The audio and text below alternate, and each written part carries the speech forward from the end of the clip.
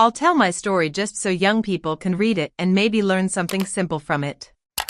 In our youth, we create illusions for ourselves and then live by them. We may be much older but still think like we're 20 years old. The illusions of youth have nothing to do with reality. Being over 50 is the time when you say goodbye to your parents and those illusions. I'm 61. I had to go against my own beliefs, and my husband supported me in this decision. Here's what happened. I'll start at the very beginning so the whole story will make sense. I got married at 19 because I was in love. My future husband courted me for 2 years. But I wanted admirers, an exciting life, and university studies. He fell in love with me back in 10th grade and followed me into the same university. He finally won me over through sheer persistence. We got married. Of course, we couldn't stay out of bed, studied, worked. We rented a place, finished school, found jobs. After 5 years together, there were no children. I'd been checked by gynecologists who all said everything was fine with me. So we decided the problem must lie with him. Then after 5 years he came home one day and told me he would become a father. He'd had an affair with a colleague who became pregnant. At first I laughed hysterically. How could that happen? No luck with me for 5 years, yet she gets pregnant right away? Honey, you're being played. It doesn't work like that. But he left her anyway, then divorced me. Later he sent me a photo of his daughter. She looked exactly like her dad. That's when I realized we really hadn't managed to conceive. It hit me hard. I sank into deep depression, drank wine, quit my job. These were tough times, 89 to 90, and I ended up sponging off my mother. Then I hooked up with a gangster, a strong, healthy, handsome, wild guy. Exactly what I wanted. And I got pregnant. As soon as he knew, he proposed marriage. Our wedding was amazing, a real gathering, that's what we called it. It's actually funny, they're all identical. Shaved heads, big guys, dumb, dressed in black, but genuine. We bought a 3-bedroom apartment. I quickly understood that my bandit's life was bright but probably short-lived. He was brazen, aggressive, untamed. But a miracle occurred. With me, he was quiet, gentle, faithful like a dog. Pregnancy felt like a celebration to him. I've never received such love and attention. That's when I truly fell in love with him. He worshipped our daughter, and he still does. Afterward I gave birth to another son. Dad turned peaceful, abandoned crime, started a real estate agency, an advertising firm. Stopped hanging out with former colleagues. Some friends remained though.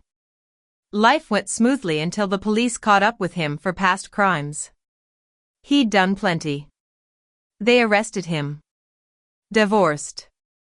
Because he faced a long sentence. He even told me to remarry and settle down peacefully. To fast forward, he served 19 years before getting released. In prison they added more time onto his sentence. By the end he emerged wrinkled, sickly. He's alive, kids look after him, help him. Lives in his own flat. I talk to him sometimes. He told me he'd prefer living alone. He can't stand sharing a room. Got used to solitary confinement, that's what he said. Here goes. So he was imprisoned, I was single again. One day I bumped into my ex-husband's friend. At that point he wasn't talking to my first husband anymore, but I liked him. A calm guy, mechanic working in municipal garage. One small issue, he loved drinking. Every day, 150 grams of vodka. Not violent or anything, just drank daily. Didn't plan any kids with him either. Lived with him for over 20 years. Those were good, tranquil years. Kids grew up, graduated, formed their own families. Now I have grandchildren too. Every day, 150 grams, gardening, doing housework himself. Loved cooking, helping me out. Then, aged 58, He did his usual thing, popped into a liquor store, knocked back his 150 grams, stepped outside. November, slippery pavement. He slipped, banged his head on the steps. That's it. Brain hemorrhage, coma. Rehab, later skin cancer diagnosis. Right now he's living in his own apartment, has his own bedroom. Can't speak, understands everything. Moves hands but not fingers. Hardly walks. Still aware though memory fades.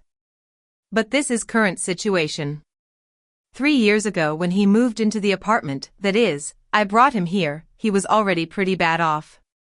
Also discovered cancer, but we've dealt with that quickly enough. This is how things stood.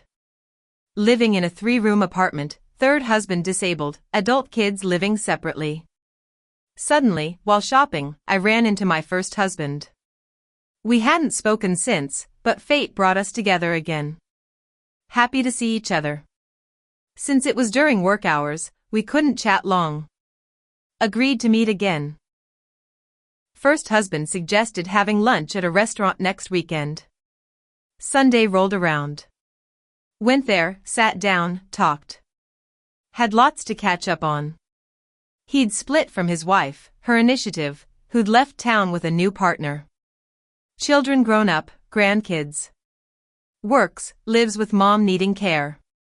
His kids help, life is okay. No personal life, because nobody wants a man carrying an elderly mother along. My situation similar. Parents passed away. Spent ages talking. Drove him home afterward. He doesn't drive. Not poor, simply prefers not driving cars. For 6 months we met secretly in my girlfriend's apartment. She's gone abroad for winter every year, leaving the place empty. Later my third husband indicated he wanted to talk. Understands, but needs questions asked. Nods yes/no. Tries speaking, but grunts mostly. Very difficult to understand. Practically impossible. But if I ask direct questions, judging by facial expressions, nodding, and mumbling sounds, it's possible to figure it out. Turned out he guessed someone else was in my life.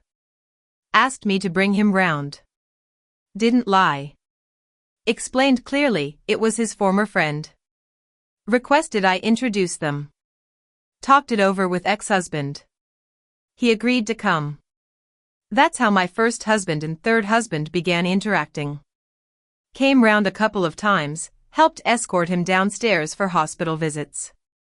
Third husband made clear eventually, well, didn't quite say it, implied rather, that he didn't mind if we met at home. Youngsters would react differently, wouldn't they? Yes, we started meeting at my place. Friend returned from vacation, running around others' homes felt awkward. Seems odd, doesn't it? Feels strange knowing there's a sick husband behind the wall. 3 months went by. First husband announced enough was enough. Couldn't take it anymore. Conscience bothered him. Gotta admit, I wasn't feeling great about it mentally either. Ended up renting apartments. Then some more. Arranged regular meetings at a lady's place.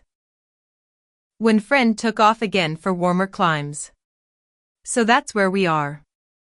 Mother under supervision at first husband's. Third husband also supervised. Won't abandon him. Decent folks might say we lack morals. Me, I reckon once you're over 50 you've got to accept reality as it comes. Young folk wouldn't grasp our arrangement. Old age is survival mode. Next stage is waiting out the rest of your days. Anyway, I know I won't be lonely in old age. Third husband may last longer, and ex-mother-in-law? See her often, calls me daughter. Always treated me well. Kids and stepkids understand our adventures. Third husband has a son, but he's forgotten his dad completely. Age changes perspectives. An aging spouse/ex-spouse, assuming they're decent, ranks higher than strangers. Youthful minds don't comprehend this till they grow old themselves. Choices narrow drastically in old age. There you have it.